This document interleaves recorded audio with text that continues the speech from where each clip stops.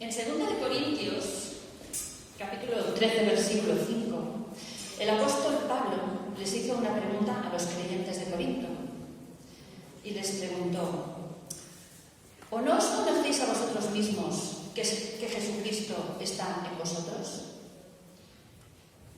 Y leyendo este versículo encontré una poesía que me gustó y os la quiero compartir.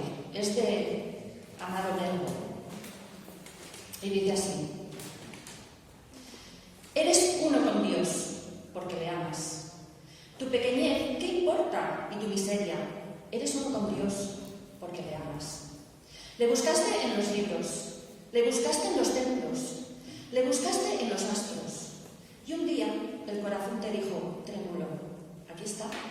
Y desde entonces ya sois uno los dos, porque le amas.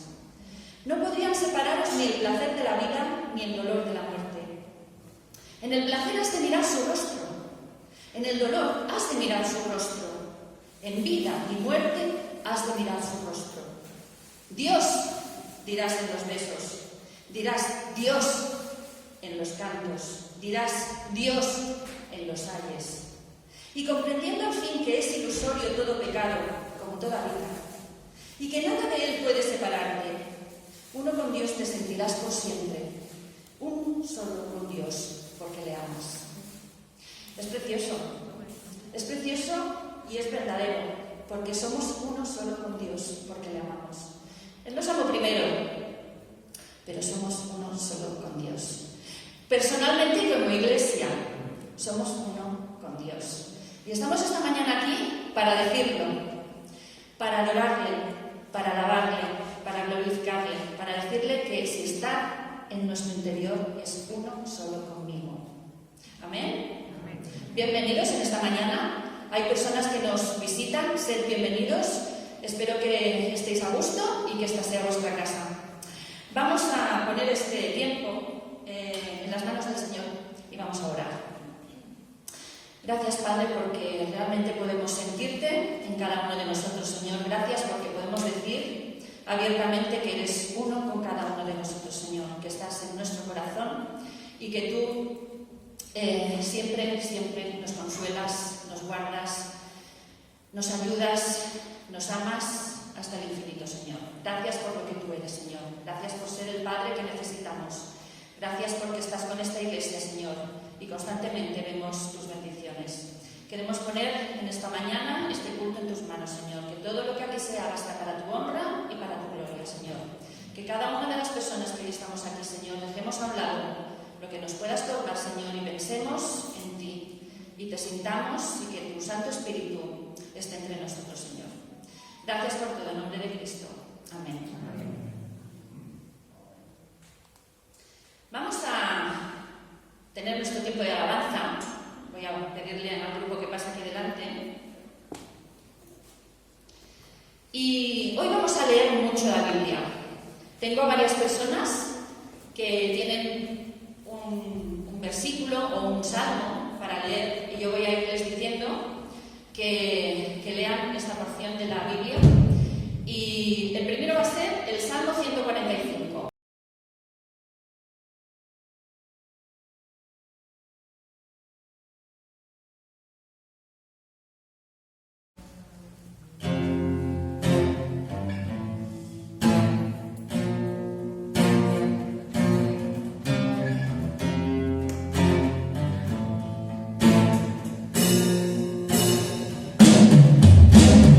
Eres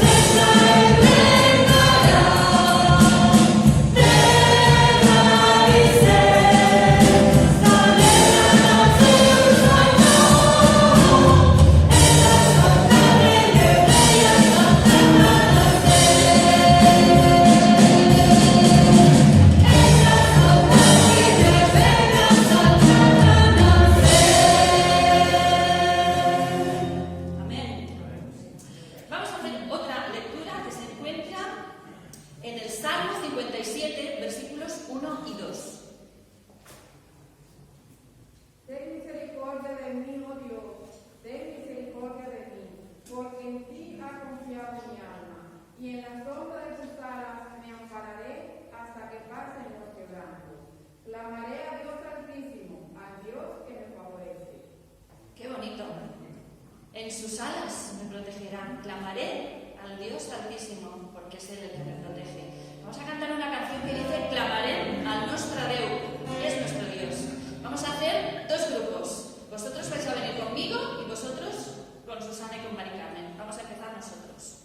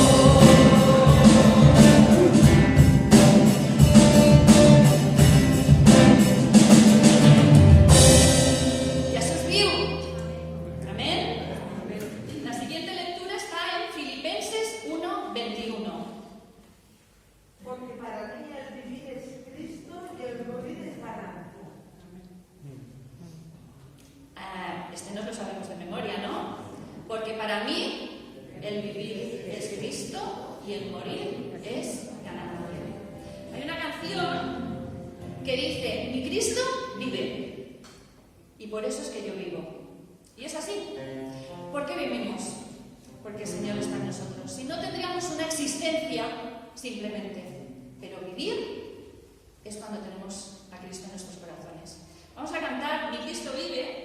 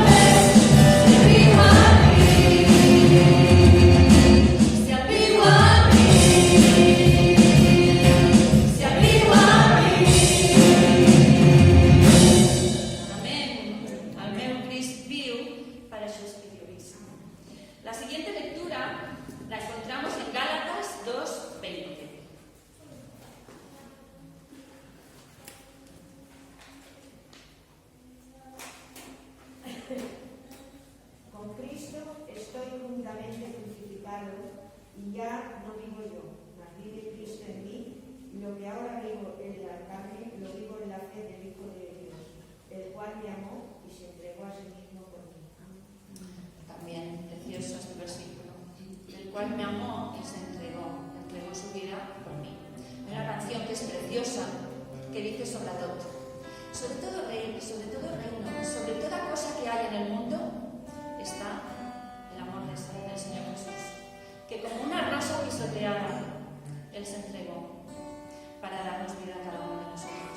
Vamos a cantar esta canción como una oración, sintiendo de verdad ese amor tan grande que el Señor tuvo por nosotros y agradeciéndoselo, no solo hoy, sino en todo momento de nuestras vidas, sobre todo.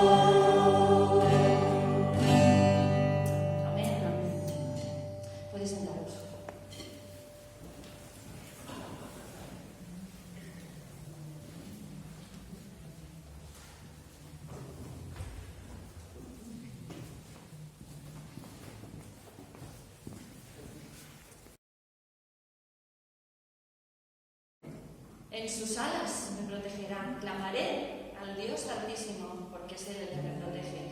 Vamos a cantar una canción que dice: clamaré al nostre Déu, es nuestro Dios. Vamos a hacer dos grupos. Vosotros vais a venir conmigo y vosotros con Susana y con Mari Carmen. Vamos a empezar nosotros.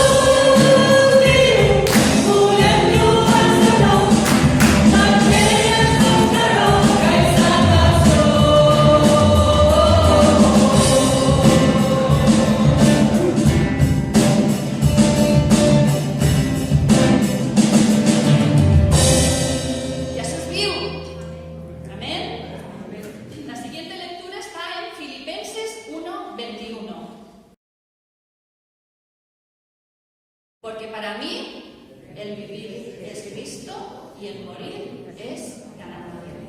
Hay una canción que dice: mi Cristo vive, y por eso es que yo vivo.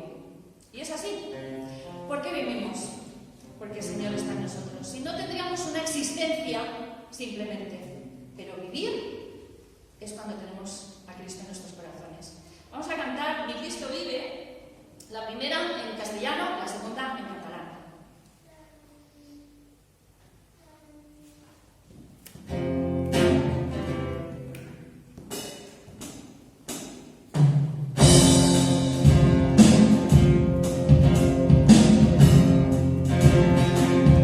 Mi Cristo vive.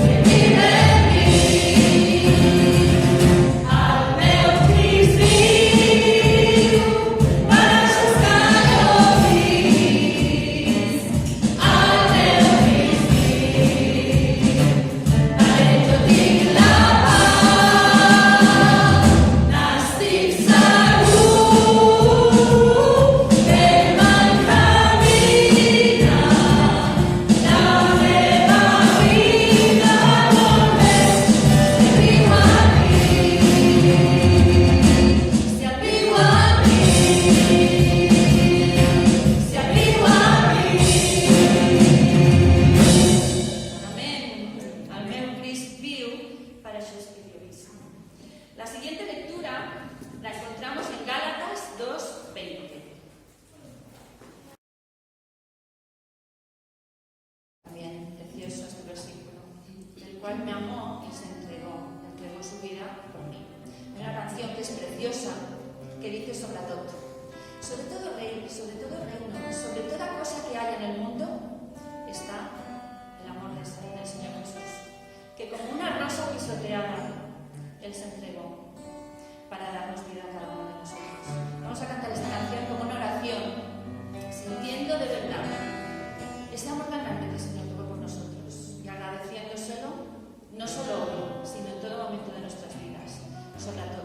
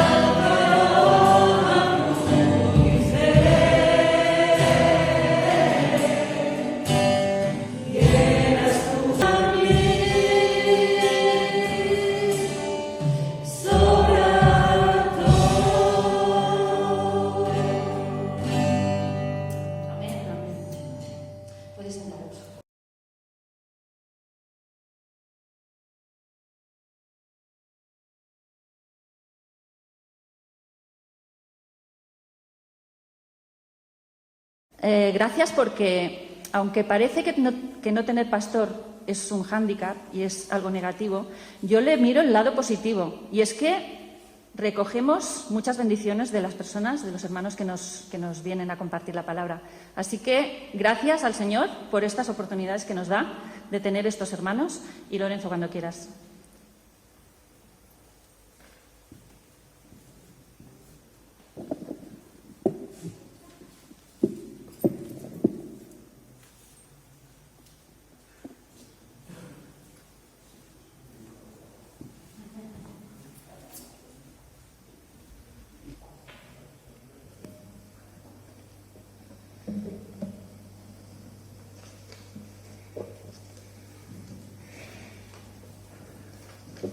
Pues buenos días a todos y a todas.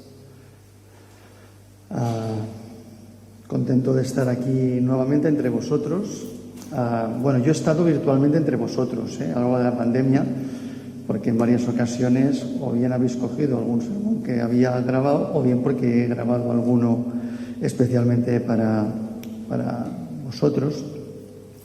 Y he estado así, pero claro, no es lo mismo eso que estar aquí, ¿vale? No es lo mismo. Y poder veros, ¿vale? A muchos de vosotros con los cuales...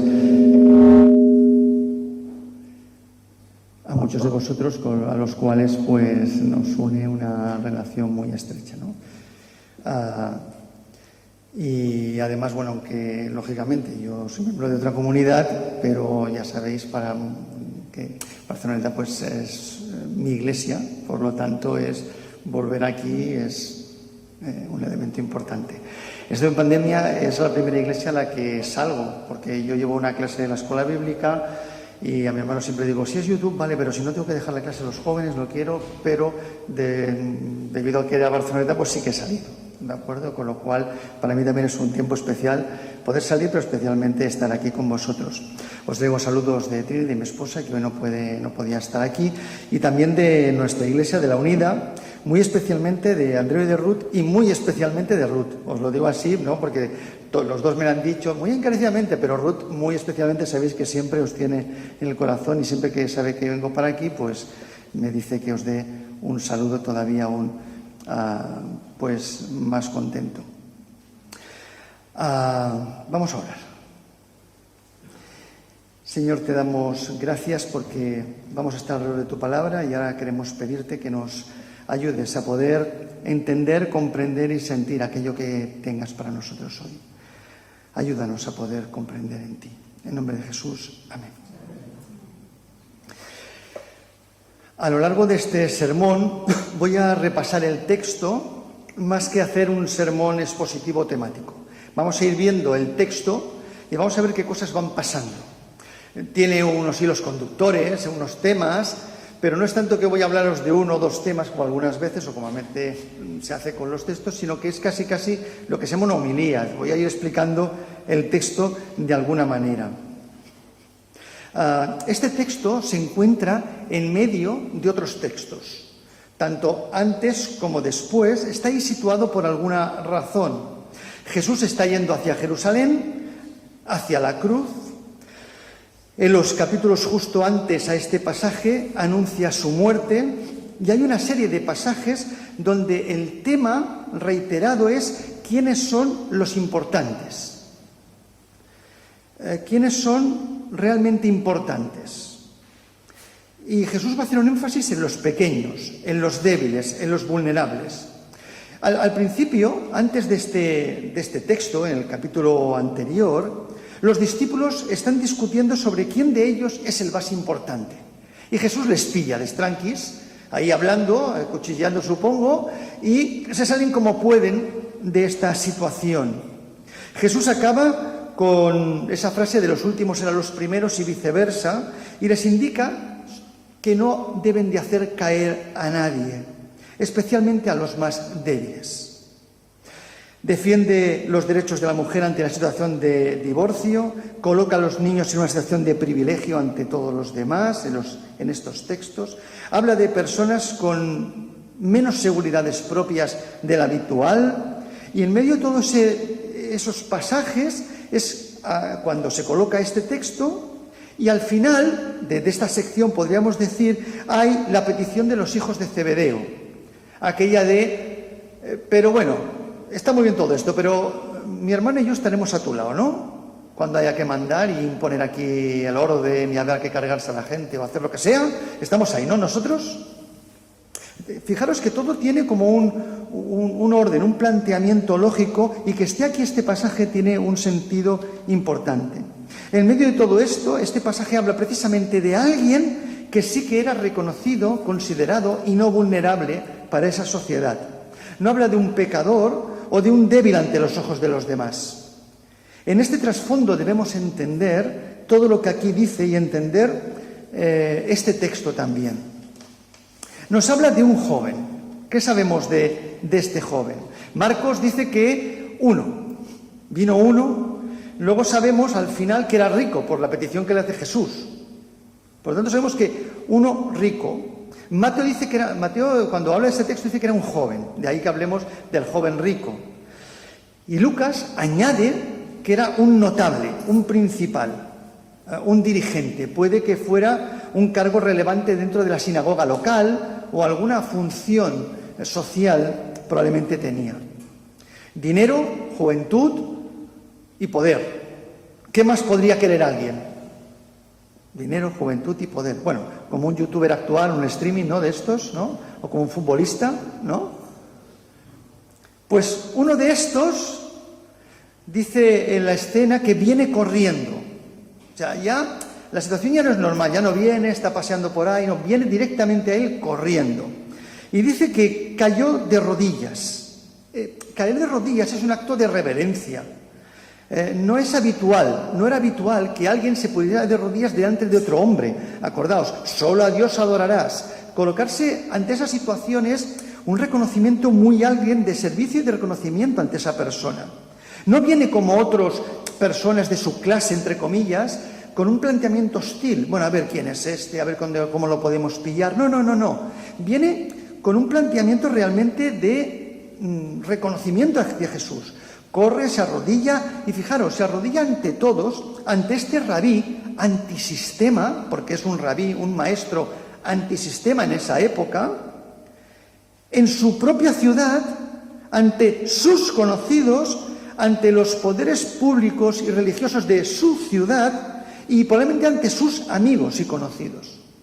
Por lo tanto, la situación de alguien con esa fama, con ese poder, con esa situación personal, colocándose ante alguien como Jesús, más bien del otro lado del poder, refleja un poco la situación que podía estar viviendo esta persona, este joven. Y además el versículo 17 nos dice cómo le califica: maestro bueno. Le relaciona con los maestros, con los rabinos que vivían en aquel momento y le da un reconocimiento.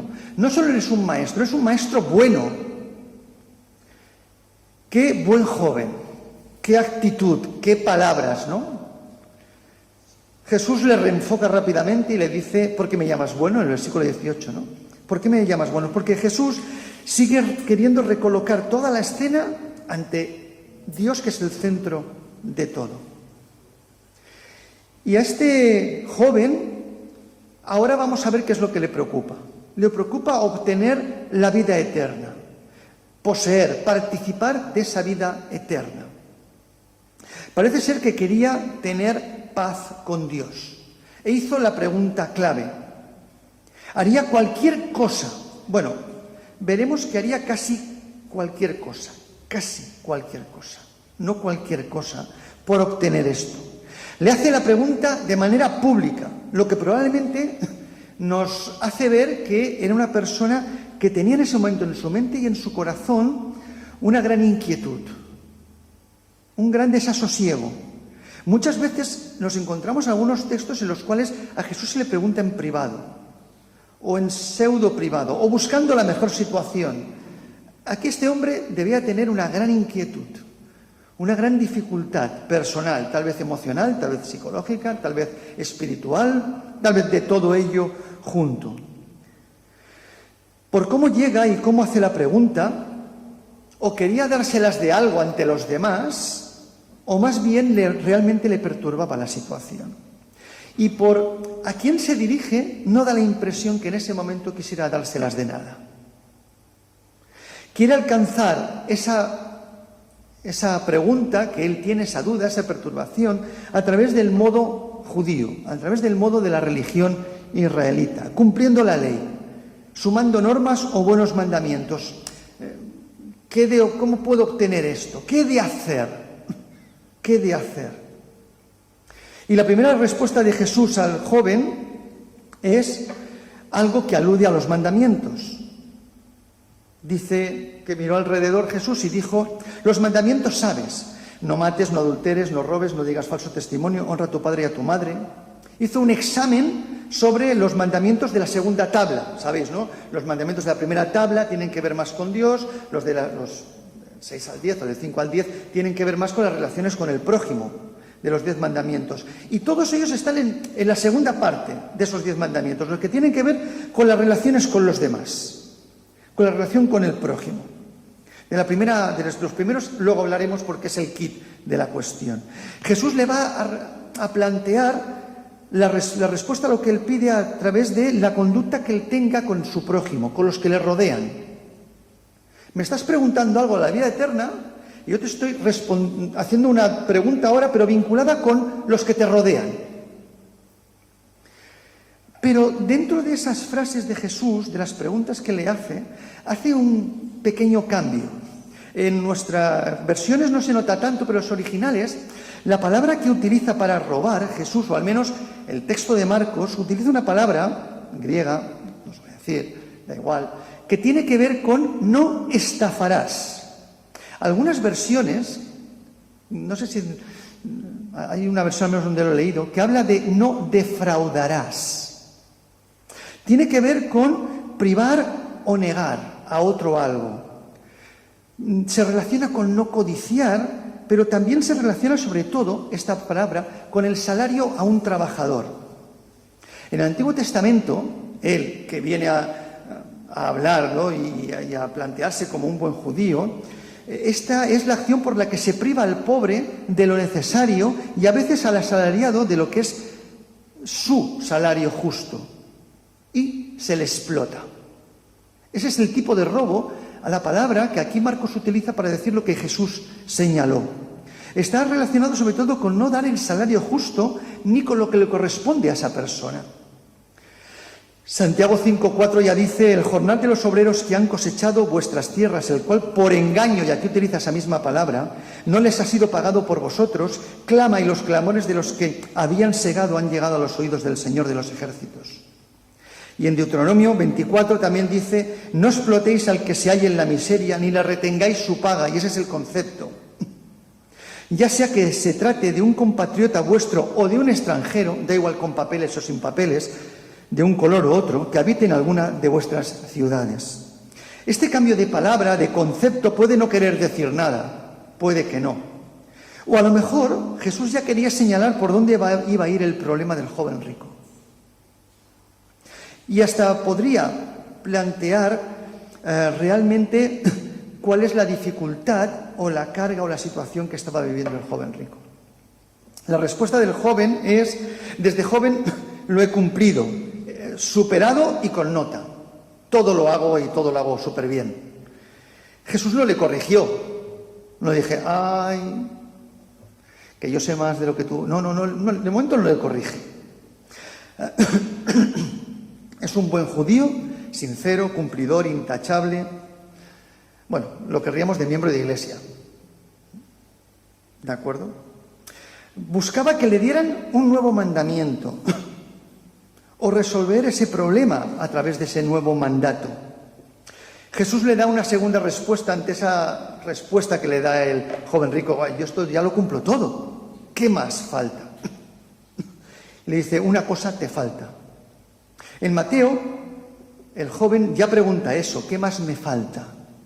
Me falta algo, ¿qué más? Probablemente estuviera pensando en qué mandamiento he de cumplir o no cumplir, o en qué doctrina debería profundizar. Y Jesús va a la solución, a cómo esta persona puede tener lo que ha pedido y necesita. No solamente lo que ha pedido, sino lo que necesita. Que implica ir más allá de lo que parece, de lo aparente, de lo fácil. Aún te falta una cosa, y esa cosa no es algo secundario. No es si tengo una compañía de teléfono u otra, o si voy a ser de un equipo de otro. No, tiene que ver con algo profundo de la propia vida. Jesús le dice: sígueme. Lo que te falta es seguirme. Ven conmigo, que yo sea lo primero. Es una alternativa, un cambio de vida lo que te voy a proponer. Entre el cumplimiento de los mandatos de la ley, Jesús lo que propone es: sígueme. Lo que te falta es que vengas conmigo. Jesús le está llamando aquí a lo que nosotros denominamos una conversión, un cambio de mentalidad, un cambio de camino, un cambio de énfasis, pero desde dentro, no desde lo que tiene que hacer, sino desde sus conceptos más profundos. Porque sus acciones externas ya eran las que tenían que ser, y fallaba algo en lo que había dentro. Le está diciendo que va a tener que nacer de nuevo para ser otro, de alguna manera. Sígueme. La clave no es que dé las cosas a los pobres, como vamos a ver, sino que le siga a él. El obstáculo es el dinero. No que no abandone ese dinero.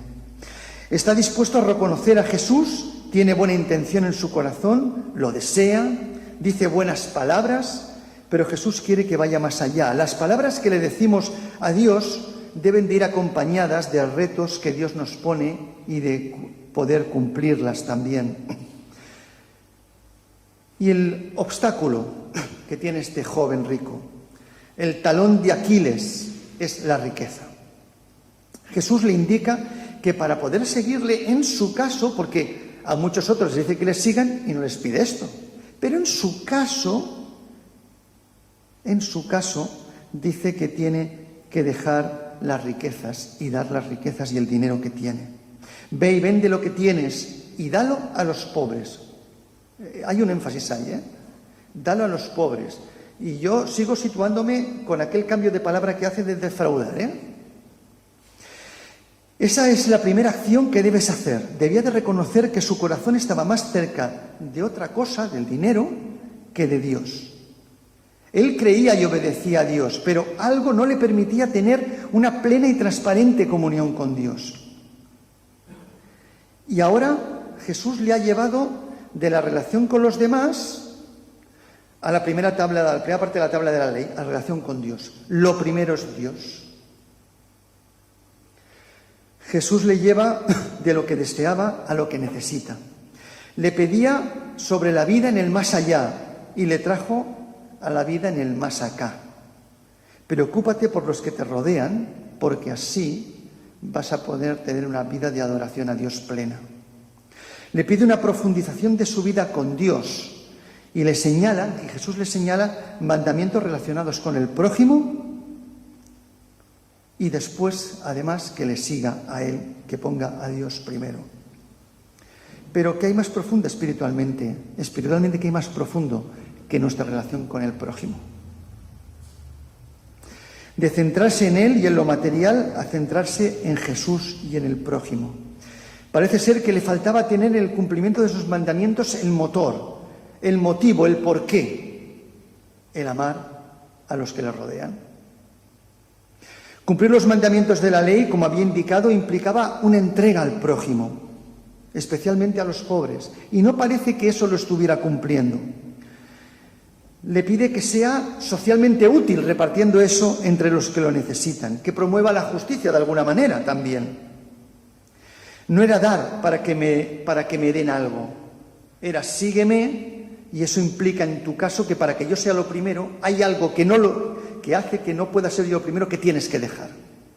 Y esa es la clave del tema, no solamente el tema de las riquezas, es qué obstáculo hay para que Jesús sea lo primero, sea lo que sea, eso ha de desaparecer, porque Jesús si no nos llegará a ser lo primero nunca. Nosotros debemos de decidir quitar los impedimentos, porque a fin de cuentas lo que Jesús hace aquí con el joven rico es un planteamiento de liberación. Le está liberando, aunque él no es consciente. Está atado a algo y Jesús le está liberando. ¿Qué cosas son aquellas en nuestras propias vidas que nos están impidiendo que Jesús sea lo primero, en nuestro seguimiento a Jesús sea lo primero, y por tanto se están convirtiendo en ese obstáculo de nuestras propias vidas, y por tanto quitarlo de en medio sería una liberación? Porque el Evangelio y la palabra de Dios a veces son caricias tranquilizadoras, pero a veces es una espada de doble filo que llega hasta lo más profundo de nuestra vida, de nuestras intenciones, de nuestros deseos, como dice Hebreos 4. Jesús ve más allá de lo que ven los hombres, lo que ven las mujeres. Él se veía como un gran cumplidor de la ley, este joven rico. Los demás le veían como una persona ejemplar, una persona de éxito tal vez. Jesús, viendo lo profundo de su ser, le ve como alguien esclavizado por algo. Por eso Jesús, como ve más allá de lo que vemos nosotros, ve a la viuda que da la ofrenda tan pequeña, ve al corazón del publicano, porque el Señor no ve las apariencias, como dice en 1 Samuel, sino que ve el interior de nuestro corazón. Le dice esto porque cree que esto es lo que le está esclavizando realmente. Jesús ve que no posee riquezas, sino que éstas le poseen a él. Y Jesús busca esa liberación. Y los que están a su alrededor están empezando a alucinar y a asombrarse. Nunca hemos visto nada igual, algo tan radical, algo tan diferente. Y esto es algo que nos pide a todos, aunque de manera diferente. Fijaros, a Jesús le siguen otros ricos, José de Arimatea, Zaqueo, y a ellos no les dice que dejen las riquezas. En algún caso incluso son ellos los que deciden no dejar todas las riquezas, sino redistribuir alguna parte de lo que tienen. Y Jesús no les dice nada más. Es en este caso porque este es el obstáculo concreto de esta persona. Sí que es cierto que en toda la palabra, y especialmente en Jesús, vemos la relación entre dinero y esclavitud e idolatría incluso. Jesús habla de dos señores y dice, uno es Dios y el otro, el dinero. Y eso es algo reiterado en Jesús. El dinero y el no servir al dinero es una de las claves del seguimiento a Jesús. Jesús advierte constantemente del peligro del dinero. El dinero te da ventaja y poder sobre el otro. Te coloca enfrente del otro, defendiendo lo tuyo y no al lado del otro, trabajando al lado de la otra persona. El dinero y el poder te dan seguridad, una seguridad muy potente, pero solo en apariencia, y puede no dejar lugar para la dependencia de Dios. Las riquezas, y preservarlas y aumentarlas, se convierten en el centro de una vida, lo que obsesiona a una persona, dejando al lado todo lo demás, incluido a Dios. Dejarlo todo no es no tener nada, se trata de no rendir culto, de no adorar, de no ser poseído por eso que nos va a esclavizar. Y Jesús le hace cambiar de dirección de manera radical. Le quiere aligerar. No es que le va a separar de las situaciones que vive, sino que le desea aligerar para que él pueda cumplir realmente ese deseo. Debe de perder para ganar. Y esa va a ser la filosofía de Jesús constantemente. Pero la historia tiene un giro imprevisto, porque normalmente deberíamos de pensar, hombre, todos los que salen aquí son malos o buenos, como en cualquier historia normalmente, ¿no? Y entonces este que viene así de esta manera, al final esta historia debe de acabar bien, ¿no? Pero tiene un giro. Este joven rechaza hacer lo que Jesús le indica. Pide algo y cuando le dicen cómo debe hacerlo, lo rechaza. No acaba bien, no hay un final feliz. Es diferente al resto de discípulos. Casi siempre que Jesús, yo creo recordar que siempre que Jesús dice, sígueme, dice que todos lo dejan todo, todos le siguen. Igual hay muchos que Jesús le dijo seguirle y no le siguieron, pero al menos los que vemos reflejados todos, ¿no? Sin embargo, en este caso, que es el que viene de una manera tan, por eso he dicho lo de viene, se arrodilla, le dice, le habla, y parece ser que además tenía esa inquietud en su corazón, cuando Jesús le hace el planteamiento, él decide que no está dispuesto para eso. Todo menos eso no me lo quites, por favor. Y dice que se va. El texto no dulcifica, no rebaja el nivel de tensión, no hay negociación, no hay flexibilidad, no hay aquello de que Jesús dice, bueno, ven, vamos a hablar, hombre, vamos a hablar de esto, a ver cuál es el problema que tienes.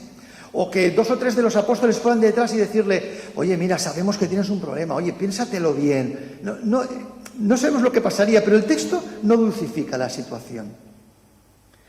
Es una ocasión perdida para este joven. Es un cambio radical en su vida y él no está dispuesto en ese momento a hacerlo. Prefiere conservar su fortuna terrenal y perder la ocasión de su vida, la transformación que le ofrece Jesús. No fue capaz de ver más allá de lo que tenía ahora.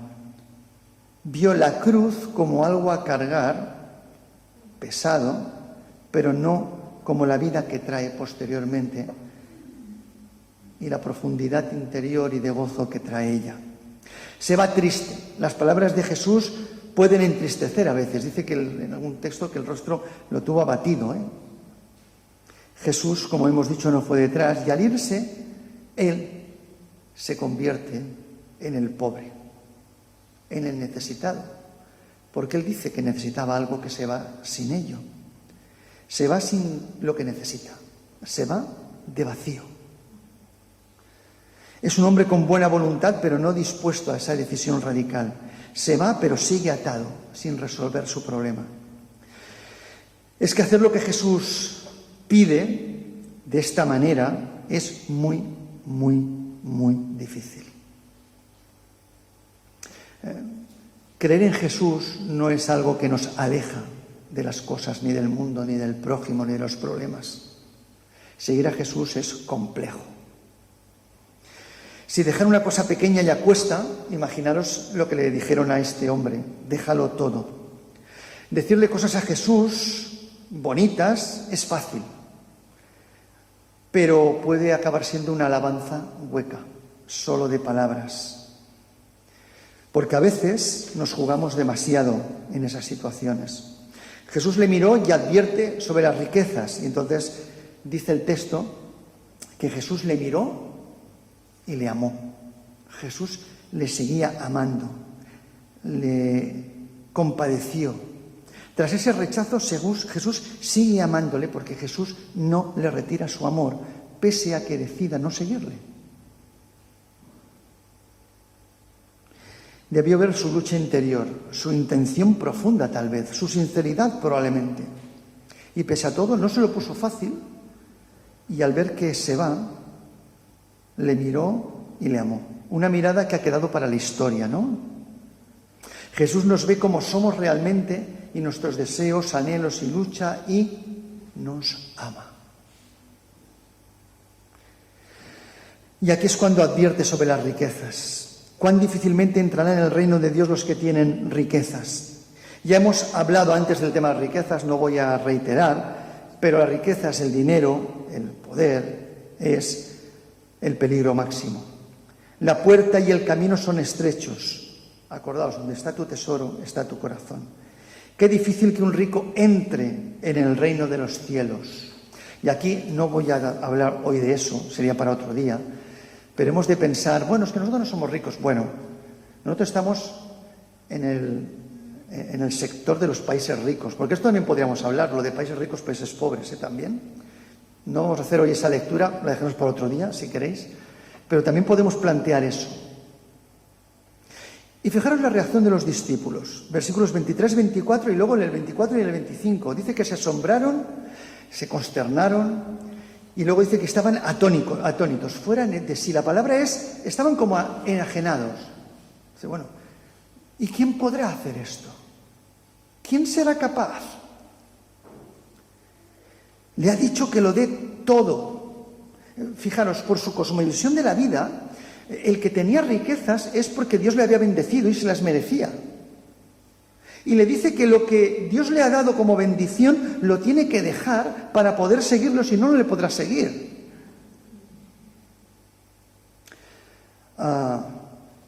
Y entonces preguntan, ¿y quién podrá ser salvo entonces?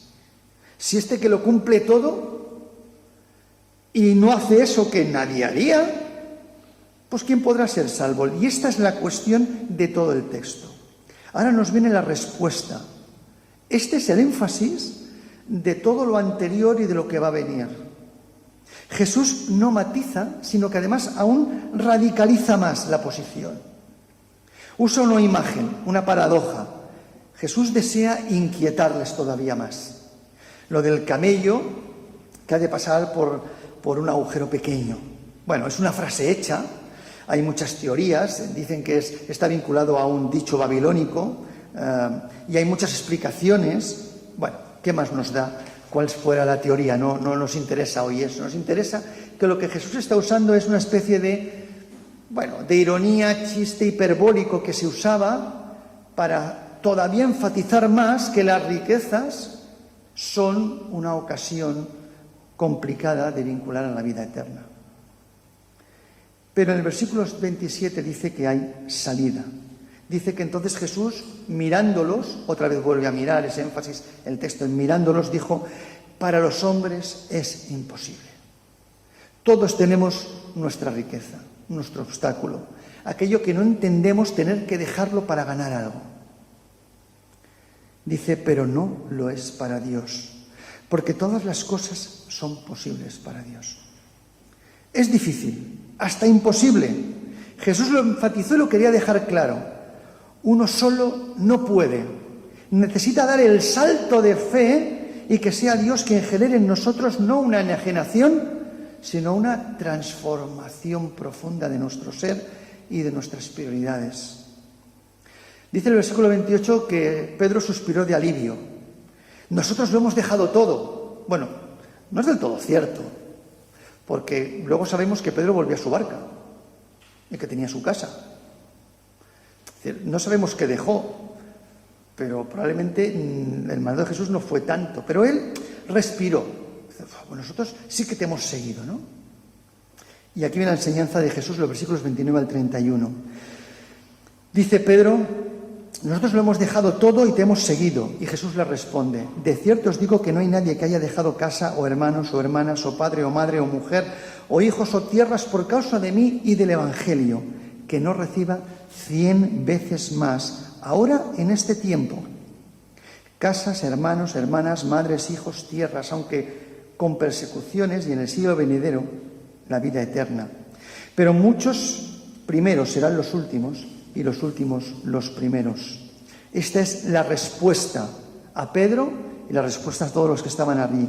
El objetivo realmente ante esa pregunta de quién podrá salvarme es el milagro de la gracia de Dios. Nosotros no podemos hacer nada más que aceptar lo que nos dice, seguirle y vivir como Él nos indica, porque Dios es el que lo hace posible. Esa gracia que nos da un nuevo nacimiento y nos da la presencia del Espíritu Santo en nosotros, que nos transforma no solo las acciones, sino el corazón y nos hace nacer de nuevo. No es por nosotros, sino por lo que Dios quiere, a partir de la decisión de dejarlo todo y de seguir a Jesús que nosotros hacemos. Hay final feliz, porque para Dios todo es posible y por tanto para todos los que queremos también puede ser posible. No por nosotros, sino por la gracia de Dios. A quien lo ha dejado todo por seguir a Jesús, Él garantiza recompensas futuras y presentes. Como hizo Jesús, nos salva vaciándose de su poder, de su fuerza, haciéndose realmente pobre, como dice en Filipenses 2. Él es quien nos pide que ante nuestros deseos de asegurarlo todo con nuestros conceptos de vida arraigados en lo profundo de nuestro ser, nos decidamos por poner a Dios primero, aceptar que Él es lo primero y lo único que nos va a dar vida y vida eterna. Y eso va a hacer que aumente 100 veces todo lo demás. Hemos de estar dispuestos a dejarlo todo para seguirle, transformando nuestra vida en un amor a Dios y al prójimo, porque las dos cosas van totalmente unidas y no se pueden disociar. Y nos hace entender que todo esto que es humanamente imposible es posible por la gracia de Dios y no por nuestros méritos. Y que ante este mundo, y ante este mundo que hoy llaman VICA, ¿no? Este mundo líquido, este mundo cambiante, incierto, complejo, tan ambiguo, con tantas inquietudes, y no solamente por la pandemia, que lo agrava, sino por muchas situaciones que en este siglo XXI vivimos, arraigarnos en Dios sigue dando salvación, sigue dando propósito, sigue dando seguridad a cada uno de nosotros y vida plena. Pero que avanzar en ese camino también es cierto que no es fácil humanamente hablando. De ahí que Dios nos provea del Espíritu Santo para ayudarnos. ¿Hasta dónde estamos dispuestos cada uno de nosotros, ¿no? En nuestras propias vidas? ¿Hasta dónde debemos y estamos dejando actuar a Dios en cada una de nuestras vidas? ¿Nos iremos, como hizo este joven, diciendo buenas palabras, viviendo una vida que estaba bien, ¿no? Pero no dispuestos a dejar lo que nos esclaviza por seguir a Jesús? ¿O estaremos dispuestos a depender de Dios, de su gracia, sabiendo que nosotros no vamos a poder sin Él, pero a partir de allí estamos dispuestos a abandonar cualquier cosa para poder poner primero a Dios y, por tanto, al prójimo también? Esperemos que el Señor nos ayude a tomar buenas decisiones y buenas acciones en nuestra vida. Que el Señor nos bendiga. Nos has dado que pensar, ¿eh? Se nos ha planteado una pregunta que tenemos que contestar honestamente cada uno. Vamos a seguir con este culto, vamos a hacerlo con las ofrendas. Hay dos hermanas que están preparadas para pasar aquí delante. Las ofrendas son una parte importante del culto, es una parte de adoración. Es un momento en el que le decimos al Señor que entendemos que todo lo que tenemos nos lo da Él. Y es una forma de devolverle una pequeña parte de todas sus bendiciones. Así que voy a pedir a las hermanas que pasen aquí delante y vamos a dar con el corazón alegre.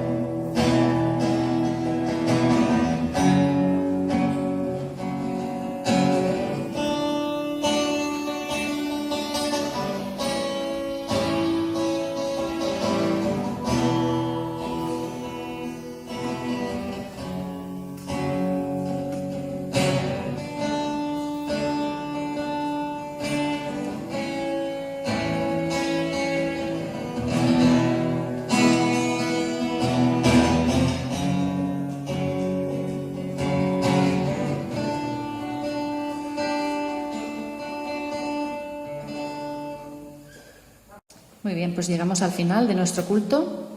Agradecer a Lorenzo que haya venido aquí. Esta es tu casa, ya lo sabes. Transmitir nuestro cariño a la Iglesia Unida y, sobre todo, a Trini, especialmente a Andreu y muy especialmente a Ruth, que también los llamamos en nuestro corazón. Vamos a acabar con un postludio musical en un vídeo de una de las canciones que hemos cantado en el momento de la alabanza, la de Mi Cristo vive. Mi Cristo vive, por eso es que yo vivo.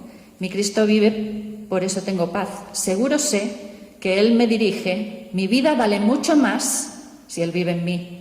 Vamos a escuchar este postludio en oración, en silencio, y desearos una feliz semana, que el Señor nos bendiga a todos y que podamos vernos el próximo domingo. Amén.